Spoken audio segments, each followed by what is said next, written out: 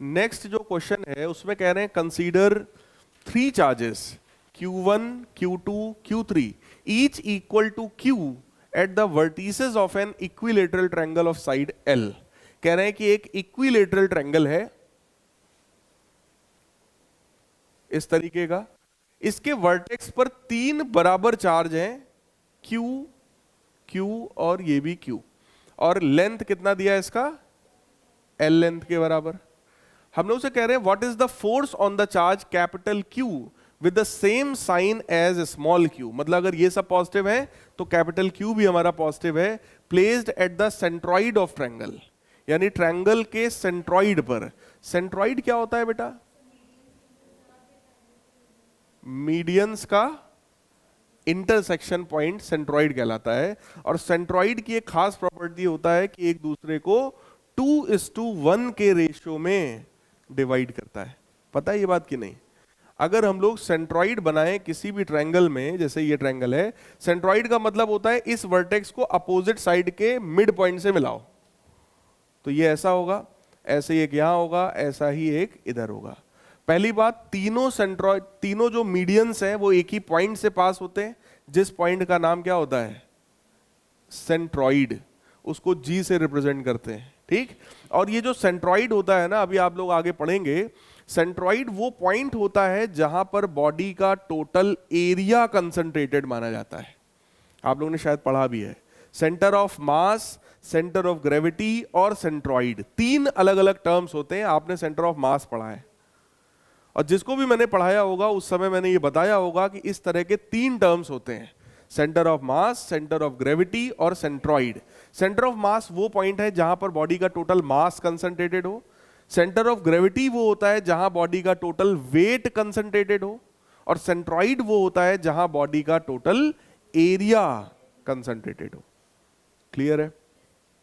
तो फिलहाल ये है, और इसमें होता ये है कि ये 2:1 के रेशियो में है। मतलब अगर टोटल हाइट बेटा h है, तो ये जो डिस्टेंस है, यानी A से लेकर G तक का जो डिस्टेंस है, this distance will be 2/3 of height.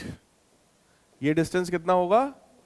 2/3 of height. और ये जो डिस्टेंस होगा ये वाला, that will B 1/3 of height. Clear है? तो इसका मतलब ये है कि हमसे बोला गया यहां पर एक चार्ज है कैपिटल Q, तो आप मुझे बताओ इस कैपिटल Q पर टोटल फोर्स क्या होगा। तो सिंपल है, ये वाला चार्ज इसको क्या करेगा? रिपेल करेगा। तो इसकी वजह से एक फोर्स मैं यहां पे दिखा रहा हूं आपको, रिपल्शन का force, and that force will be like this. It is force due to this Q charge. ये वाला जो होगा बेटा, ये भी इधर रिपेल करेगा, ठीक। इसकी वैल्यू या इसका नाम ये भी FQ होगा, और ये वाला जो होगा that will also repel, it will be also FQ। कोई डाउट? सही है। अब हम लोग को बस यही देखना है कि आखिर इसका क्या सॉल्यूशन आएगा, क्या वैल्यू आएगी। देखो, इतने सारे क्वेश्चंस हमको करने के बाद मुझे तो दिख रहा है आंसर 0 आना चाहिए शायद, ठीक है। क्योंकि ये और ये अगर आप ध्यान से देख रहे हो तो 120 डिग्री के एंगल पर है तीनों। ये एंगल कितना है? 120 डिग्री। ये कितना है? 120 डिग्री। सिमिलरली ये भी कितना है? फोर्सेस की अगर मैं बात करूं, जैसे कोई भी एक फोर्स देखा जाए, तो इस फोर्स की वैल्यू होगी बेटा 1/4 पाई एप्सिलॉन नॉट। बताओ कितना होगा charge? Capital Q into small q divided by इस डिस्टेंस का स्क्वायर। और ये जो डिस्टेंस है जरा बताओ कितना है? 2h/3। तो 2h/3 का स्क्वायर कितना होगा? 4h² 9। और अगर इस ट्रायंगल की मैं हाइट आपसे पूछूं ये, तो ये हाइट कितनी होती है? इक्विलेटरल ट्रायंगल में भाई ये 60 डिग्री है, ये साइड लेंथ L के बराबर, और मुझे ये हाइट निकालनी है h। तो हम इस वाले ट्रायंगल में sin 60 लगा दें। sin 60 कितना होता है? √3/2। That will be equal to perpendicular upon hypotenuse, so that will be equal to h/L। तो बोलो हाइट कितनी है इसकी? √3 L/, क्या ये बात समझ में आ रही है? हाइट तो निकाल लोगे ना। तो अगर हमें हाइट पता है तो वही हाइट का स्क्वायर यहां करना है। तो जैसे ही स्क्वायर करोगे बेटा कितना होगा? 3/4, that will B 3/4 of L square. तो देखो मैं लिख रहा हूं, हाइट का स्क्वायर यहां रखना था, सो 3/4 इंटू लेंथ का स्क्वायर। फोर्स की यही वैल्यू है। ऐसे ही ये वाले फोर्स की अगर मैं वैल्यू आपसे पूछूं तो क्या वो भी यही होगा? 1/4πε0 capital Q small Q into ये डिस्टेंस का स्क्वायर, और ये डिस्टेंस वही होगा जो ये था। बोलो यार। सिमिलरली ये वाला, इसमें भी वही होगा। इसका मतलब यहां पर खेल कुछ ऐसा है कि ये जो सेंट्रॉइड वाला पॉइंट है इस पर 3 फोर्सेस हैं बेटा। ये भी एफ है, ये भी एफ है और ये भी एफ है। अगर 3 बराबर फोर्सेस हो और उनके बीच का एंगल कितना हो? 120 डिग्री, तो इनका रिजल्टेंट क्या होता है? 0 के बराबर। अब बात यही, सर आपको तो पता है लेकिन हमें कैसे पता चलेगा? तो इसको हम लोग थोड़ा सा, मैं आपको हिंट दे रहा हूं, डिराइव करके दिखा रहा हूं कैसे 0। बेटा अगर इस वाले एफ और इस वाले एफ का रिजल्टेंट निकाल लें, ठीक, और उसको फिर इसके साथ देखा जाए क्या होता है। तो ये 2 फोर्सेस आपस में बराबर हैं जिनके बीच का एंगल 120 डिग्री है। तो अगर 2 फोर्सेस हैं उनका रिजल्टेंट निकालना है तो उसके लिए पैरेललोग्राम्स लॉ पढ़ा आपने? पैरेललोग्राम्स लॉ का बोलो फॉर्मूला क्या होता है? आर स्क्वायर बराबर A square plus B square plus 2ab cos theta.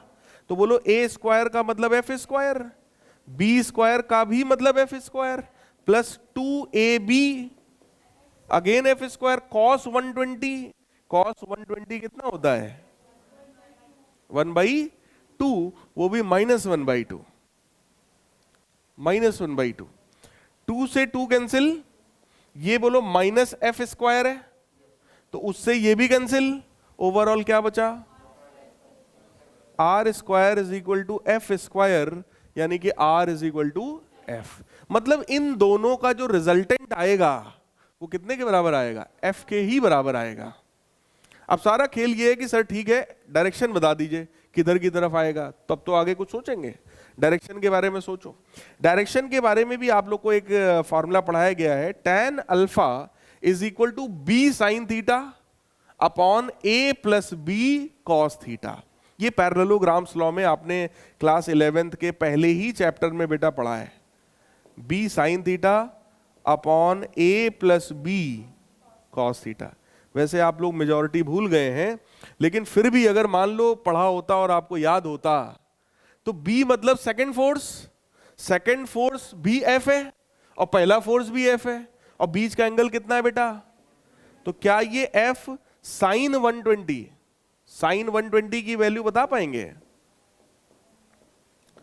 Divided by F plus F cos 120, ऐसा बनेगा बेटा? सही है। तो ये वैल्यू tan अल्फा की आई। इसको अगर मैं थोड़ा सा सिंप्लीफाई करूं, साइन 120 जो होता है दैट इज साइन 180 माइनस 60, और सेकंड क्वाड्रेंट में साइन पॉजिटिव होता है तो that will be equal to sine 60। Sine 60 की वैल्यू होती है √3/2। देखिएगा tan अल्फा अगर मैं यहां कहीं पर लिखूं, उसी के आगे की चीज में लिख रहा हूं, तो tan alpha will be equal to √3/2 into F divided by F plus F cos 120 कितना था? -1/2। तो क्या ये f माइनस f/2 है? That is f/2। 2 से 2 कट जाएगा, f से f कट जाएगा, सिर्फ क्या बचा? √3। और अगर बेटा tan अल्फा √3 के बराबर है तो बोलो अल्फा कितना होगा? 60 डिग्री। tan 60 होता है ना √3, तो ये किसके बराबर आएगा? 60 डिग्री के बराबर। इसका मतलब इन दोनों का जो रिजल्टेंट है वो इस वेक्टर से 60 डिग्री के एंगल पर है। अब 120 तो यही था, तो 60 इसके जस्ट बीचों बीच होगा। तो ये रिजल्टेंट था जिसका एंगल चाहे यहां से कहो चाहे यहां से कहो कितना है वो। अब आप ही हमें बता दो, एक फोर्स ये है F और एक फोर्स ये है F, तो नेट कितना आएगा?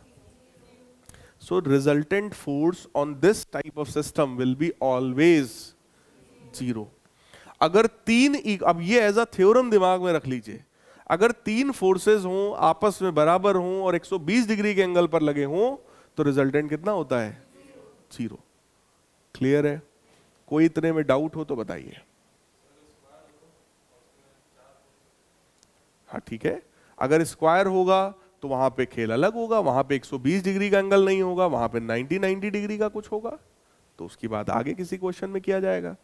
ये बात फिलहाल समझ में आ गया? ठीक।